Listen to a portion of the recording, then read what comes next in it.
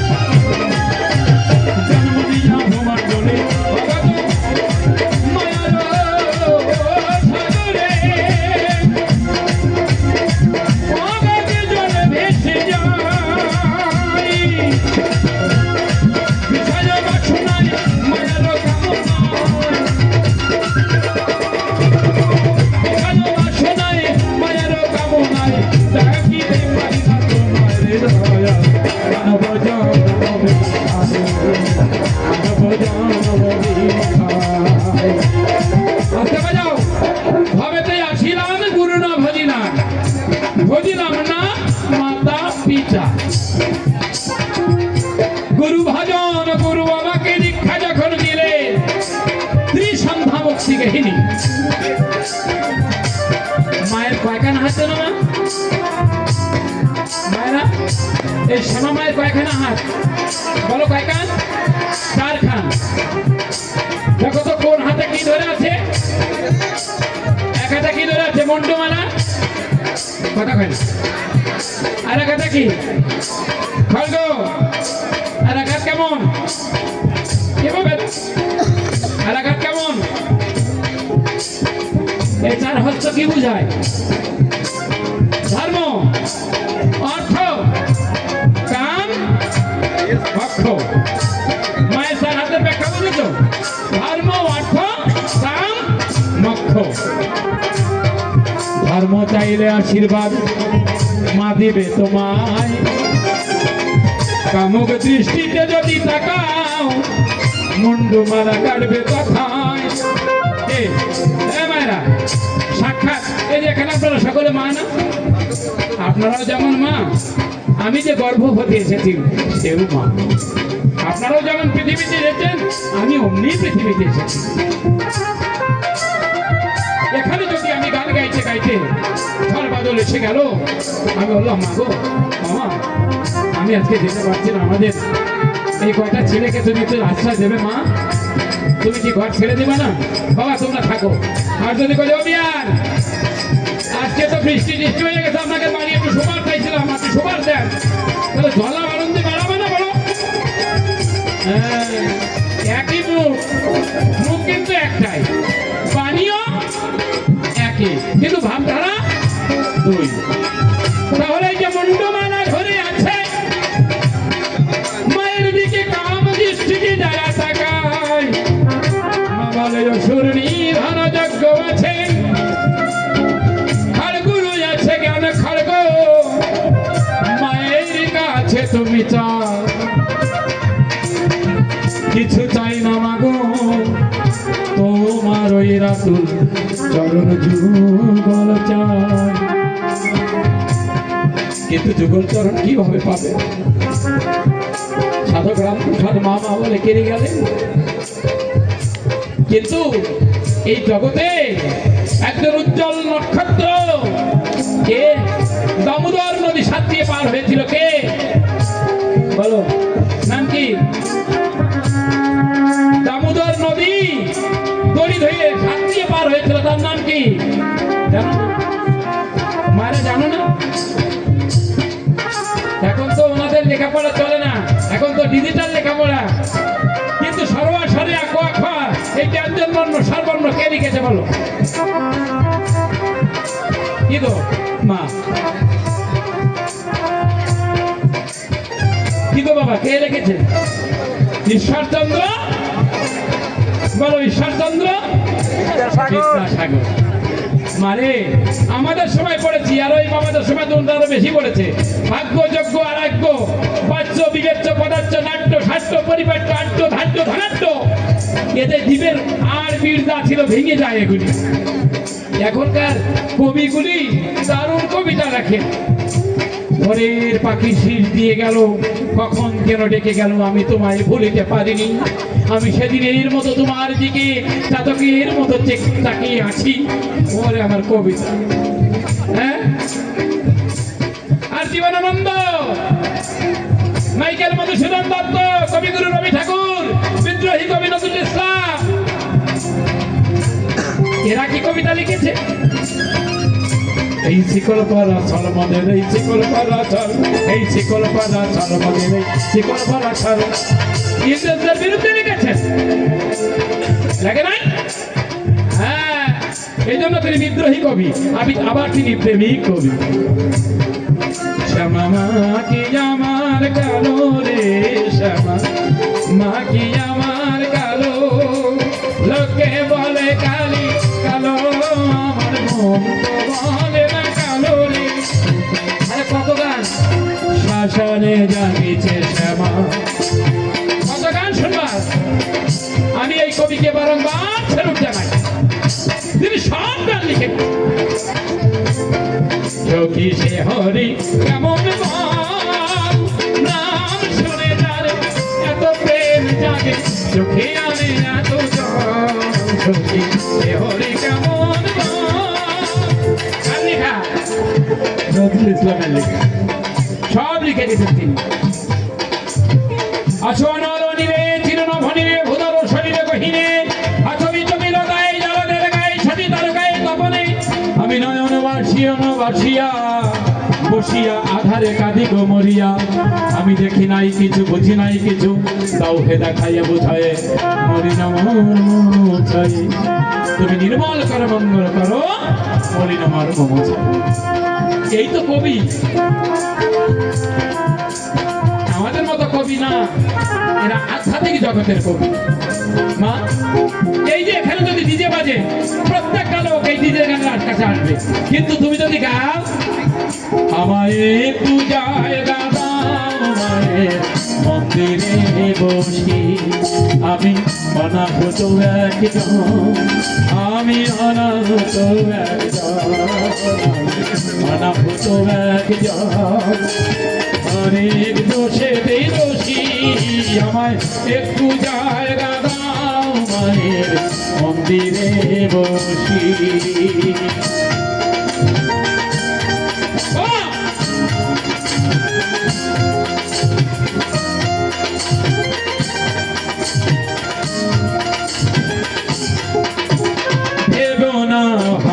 সামনে গিয়ে মায়ের চরণ ছুঁয়ে দেব, ভেব না হঠাৎ সামনে গিয়ে মায়ের চরণ ছুঁয়ে দেব, দূর থেকে শুধু চোখের জলেতে মারা পা ধুয়ে দেব,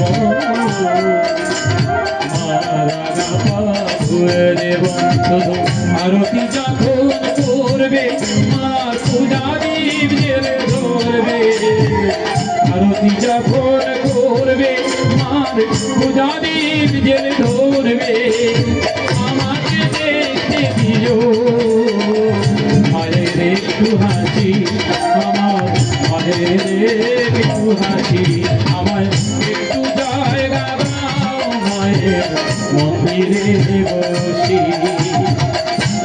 শুনে যাও, ঠাকুর মশাই এরকম আরতি করে না? তোমরাও করো, বাড়িতে করো না? কি লোক পড়াও না? কয় না, কথা কয় না, পড়াও না? কিভাবে পড়াও? ঘুরাইয়ে, এরকম ঘুরাইয়ে ছপাস করে, হ্যাঁ, এরকম ঘুরাইয়ে ঘুরাইয়ে মার আরতি হয়ে যাবে। জেনে নাও, চরণে কয়বার? 2 বার। মায়েরা শুনছো? চরণে কয়বার?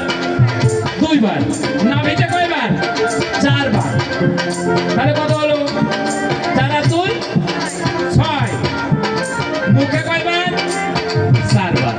কতবার হলো? কত হলো বাবা? 10। বিগ্রহ হলো 10 দিক থেকেই তার বন্দনা করা।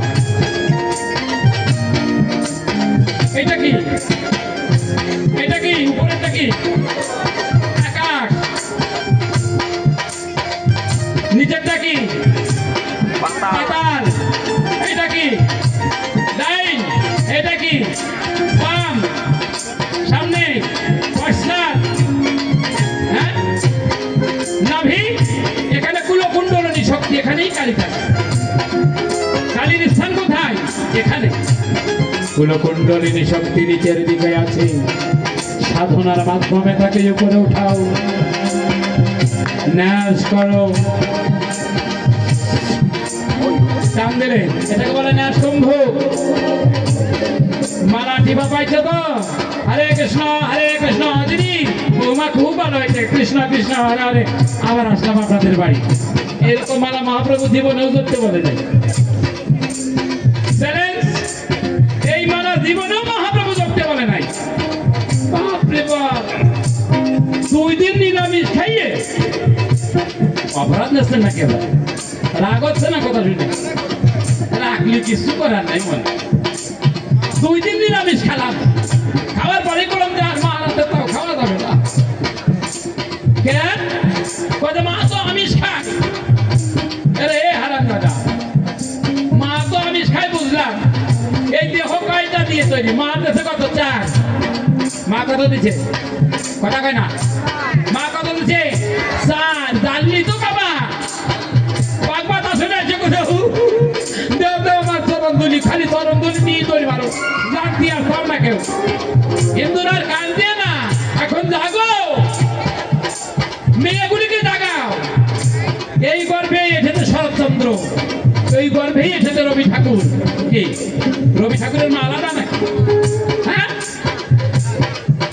এখন মাগুলো যেমন হয়েছে, বাচ্চাগুলো ওই রকমই আছে। কি যে পথ দিয়ে আসার কথা সে পথ দিয়ে তো না, ডাক্তারের কাছে গেলে খেতে মারি দিচ্ছে পেটে, দুগ্ধ খেতে দিচ্ছে না। বায়োমিল কি মিল, বিভিন্ন মিল আর খাইয়ে করতে গরুর দুধ না গুড়া দুধ না চুই এরকম তারাম তুলুম করে না, তাই না? কথা কয় না, সেটি কথাই শুনে।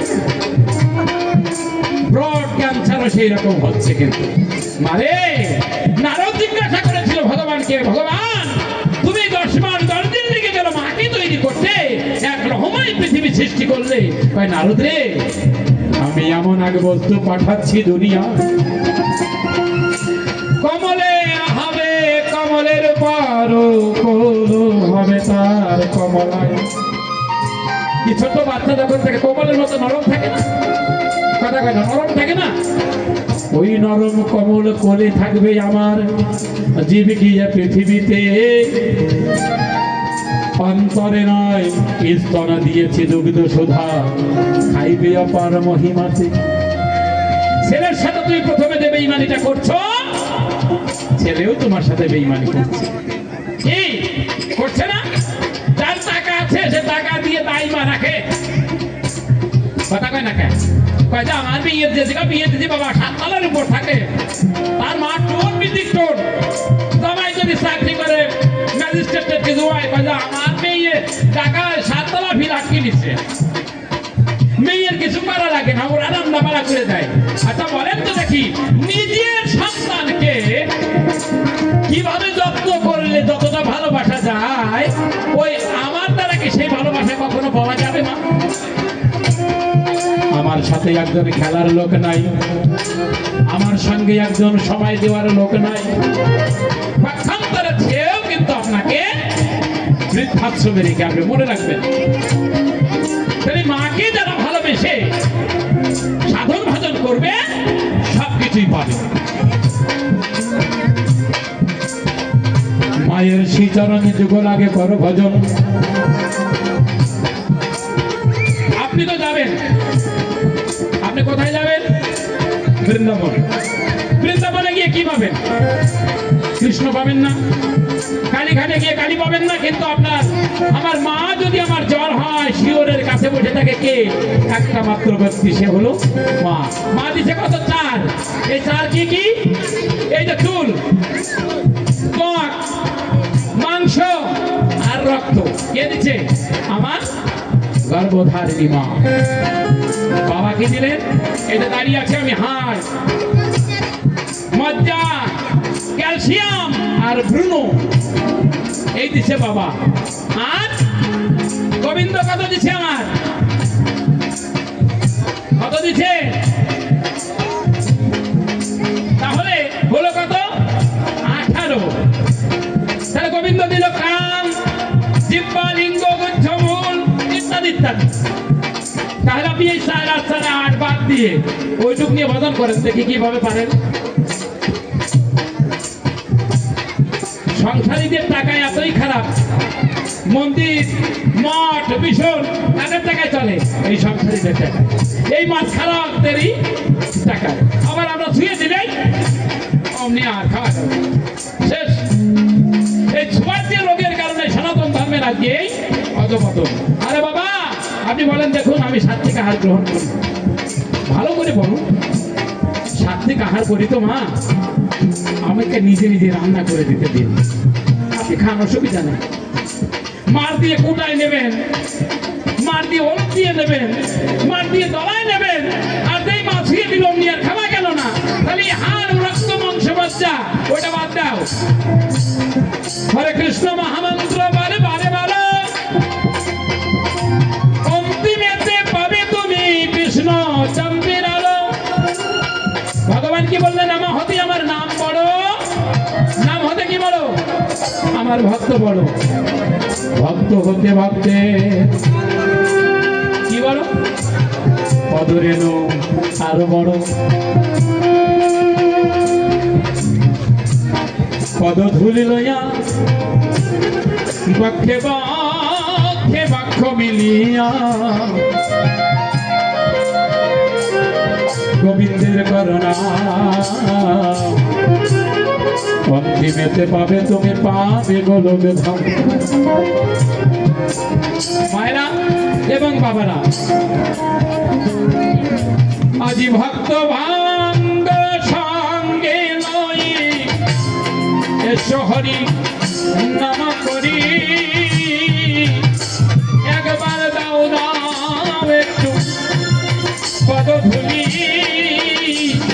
আমি ওই ধুলা লয়ে যাব হারি ব্রজে চলি। দাও দাও ভক্ত তোমাদের পদ ধুলি।